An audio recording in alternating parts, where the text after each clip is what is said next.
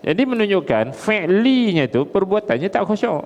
Itu ceritanya perbuatan ya. Kalau orang tu rokok, Allahu Akbar. Kalau orang tu rokok macam ni, dihayati tak rokok dia? Haji dah nampak Orang yang hayati rokok mesti dibuat macam tu. Dia tak akan buat macam ni. Tapi rasanya ramai juga rokok dia macam tu. Dia melakukan tu bukannya dengan penghayatan. Dia laku tu di luar sedar, ikut sempat yang berlaku.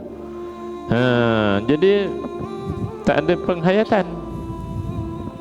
Kalau ada penghayatan, mesti dibuat yang Allah suruh dibuat.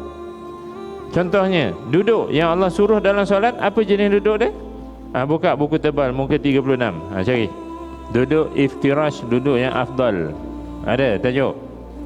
Akan tetapi duduk iftirash menggantikan berdiri. Ini cerita duduk dalam solat ni. Kan tak mampu berdiri kan boleh solat duduk.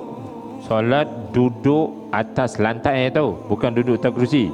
Jangan faham tak mampu berdiri duduk atas kerusi. No. Tu dah salah dah tu. Tu yang berterabu semua duduk atas kerusi tu. Jadi cara duduk ni iftirash afdal, menggantikan berdiri banding dengan duduk-duduk lain, duduk bersila macam tu Dia duduk tu kita dah belajar apa cara duduk pun boleh. Tapi afdalnya iftirash. Sebab apa iftirash tu afdal? Baca jawapan dia. Sebab apa? Sebab itu yang Allah syariatkan waktu duduk. Waktu dalam solat, duduk dalam solat yang Allah syariatkan, yang akan dihargai, dinilai ialah duduk iftirash. Jadi kalau orang tu solat khusyuk, dia sedar apa yang dibuat, dia khusyuk apa yang dibuat, confirm dia duduk iftirash selagi dia mampu Tapi berlambat juga kita nampak ada jemaah surah masjid silang-silang kaki macam tu.